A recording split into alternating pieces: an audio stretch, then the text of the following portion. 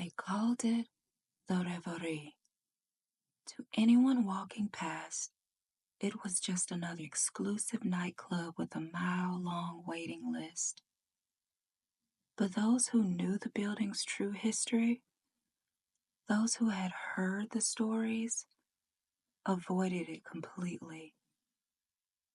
Before it was a club, the grand stone structure had been the Blackbriar Institute for the Feeble and Insane, a place where the unwanted were abandoned and the forgotten were left to rot. The asylum had been shut down in 1952 after one final gruesome incident. What that incident was, no one could say. Records were destroyed, doctors vanished, and all remaining patients were transferred elsewhere. The building was left to decay for decades, its halls still echoing with things no one was meant to hear until the new owners moved in. Ethan had heard the rumors, of course, but standing outside the Reverie now, he felt the thrill of excitement rather than fear. It was opening night, and he and his friends had somehow scored VIP invites. The club's facade still bore traces of its former life. Tall Gothic windows, towering stone pillars, but neon lights bled over the old stone, washing away the past in pulsing reds and blues.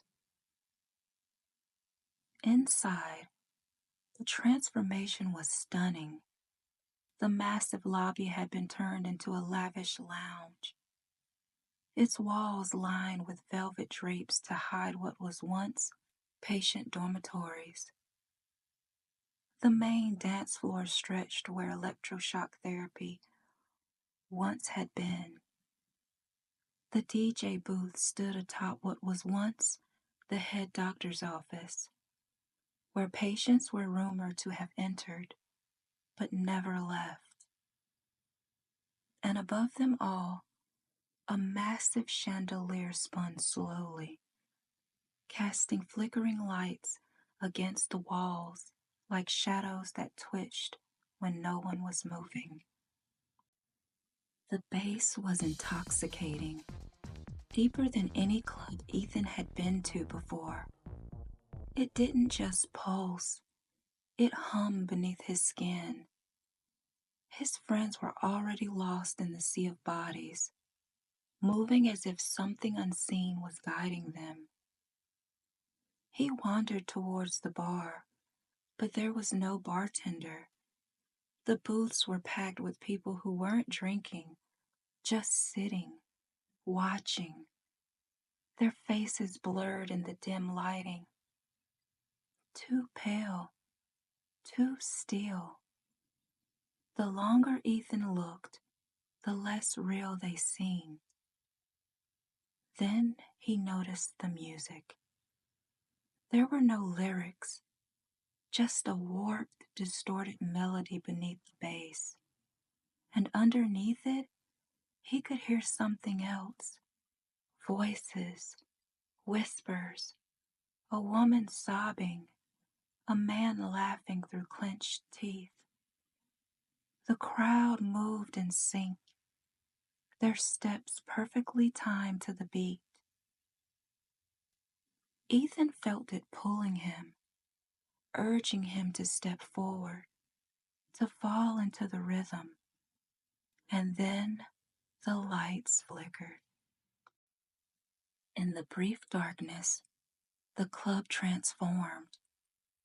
Gone were the flashing neon lights, the polished dance floor.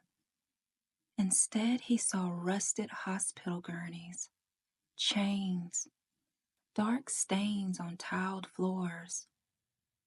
The crowd was still there, but they were different. No longer dressed for a night out. They were in hospital gowns, their skin gaunt, eyes hollow and sunken. Their bodies jerked unnaturally, dancing as if they had no choice. A scream tore through the music, high and shrill. Ethan turned, his pulse hammering, but no one else reacted. Then, through the flashing lights, he saw her. A woman at the center of the dance floor, her back arched, body convulsing to the beat. Her face was slack, her mouth open, but her eyes locked into his, and he knew she was the one who screamed. But she hadn't made a sound. He stumbled back, bumping into someone, one of the still figures in the booths. The man turned, his face slack, his lips barely parting as he whispered, "You were not invited." The lights pulsed again. The room snapped back into its modern club-like form. His friends were still dancing oblivious. The bartender was suddenly there, polishing a glass, smirking like nothing had happened. Ethan's breath hitched. He needed to leave now. Then someone grabbed his wrist, a cold hand, bony fingers digging into his skin.